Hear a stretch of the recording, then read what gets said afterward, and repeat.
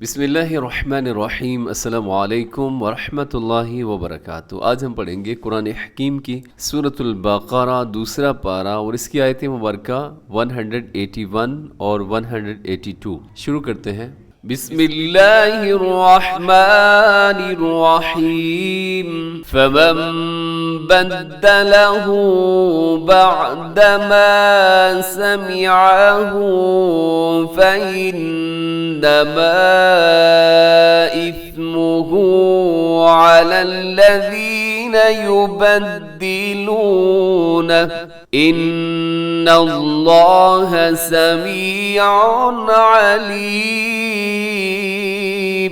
آیت کریمہ 181 کے اندر جو پہلا لفظ ہے وہاں پر ایک قانون لگ رہا ہے جسے کہا جاتا ہے اقلاب۔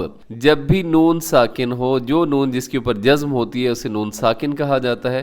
اگر نون ساکن کے بعد با آ جائے تو نون ساکن کو میم سے تبدیل کر کے چینج کر کے پڑھتے ہیں ہمیشہ۔ تو ہم کیسے پڑھیں گے؟ اور ساتھ غنہ بھی کریں گے، آواز کو ناک میں بھی لے کے جائیں گے۔ فَمَن بَدَّلَهُ الٹا پیش ہے آخر میں، تو آپ نے اسے تھوڑا سا کھینچنا ہے۔ بعدما سمعه سمی میم زیر می، اسے میم زیر میں نہ پڑھیے گا، سامع غلط ہے، سمعه۔ اب اس طرح کے ایک لفظ آتا ہے نماز کے اندر بھی، سمع اللہ لمن حمیدہ، وہاں بھی کیا ہوتا ہے؟ سامع پڑھ دیا جاتا ہے، تو میم زیر می آپ کوشش کر کے پڑھیں، اسے میم زیر میں نہ پڑھیں۔ سمعه فإنما إثمه، فإن یہاں پہ نون کے اوپر شد ہے، یہاں غنہ کیجیے گا، اور آگے جو مد آ رہی ہے وہ چھوٹی مد ہے جسے مد منفصل کہا جاتا ہے، مد جائز بھی کہا جاتا ہے۔ فَإِنَّمَا إِثْمُهُ عَلَى الَّذِينَ يُبَدِّلُونَهُ، لکھا ہوا ہے يُبَدِّلُونَهُ، لیکن آگے رموز اوقاف میں سے طا ہے تو آپ یہاں پر وقف کریں گے، تو آخر میں ہا الٹا پیش کو ساکن کر دیں گے، یعنی اس کے اوپر ہم جزم کی طرح اسے پڑھیں گے۔ عَلَى الَّذِينَ يُبَدِّلُونَهُ ان اللہ، ان یہاں نون کے اوپر شد ہے، آگے لفظ اللہ موٹا پڑیے گا، ان اللہ، اور سمیع علیم، یہاں پہ اظہار حلقی والا قانون لگ رہا ہے، یعنی تنوین کے بعد نون ساکن ہو یا تنوین ہو، اس کے بعد اگر حروف حلقی میں سے کوئی آ جائے تو وہاں پہ اظہار کرتے ہیں، غنہ نہیں کرتے۔ سمیع علیم۔ آگے نیکسٹ آیت دیکھیے گا۔ فَمَنْ خَافَ مِن مُوصٍ جَنَفًا أَوْ إِثْمًا فَأَصْلَحَ بَيْنَهُمْ فَلَا إِثْمَ عَلَيْهِ إِنَّ اللَّهَ غَفُورٌ رَحِيمٌ۔ فمن خاف، یہاں نون ساکن کے بعد خواہ ہے حروف حلقی میں سے، جیسے ابھی آپ کو بتایا تھا یہاں بھی اظہار ہوگا، اور اظہار کا قانون یہاں بھی لگ رہا ہے، تیزی سے آپ پڑھ دیں گے، غنہ نہیں کریں گے۔ فمن خاف، خواہ موٹا پڑھا جائے گا، ساتھ الف وہ بھی موٹی پڑھی جائے گی۔ میم موسن، یہاں پہ ادغام ہو رہا ہے، نون ساکن ہو یا تنوین ہو، اس کے بعد اگر حروف یرملون میں سے کوئی حرف آ جائے، یا را میم لام واو نون، یہ 6 حروف یرملون، وہاں ادغام کرتے ہیں، ایک حرف کو دوسرے حرف میں داخل کر دیتے ہیں، کیسے؟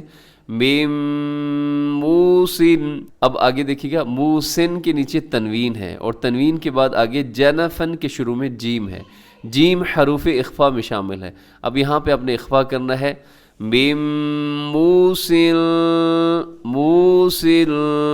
جنفن، جنفن پہ تنوین، پھر آگے حمزہ، یہاں پہ اظہار حلقی، جنفن او اثمن فاصلح، اثمن پہ تنوین ہے، تنوین کے بعد فا ہے، یہاں بھی اخفا کیجیے گا، او اثمن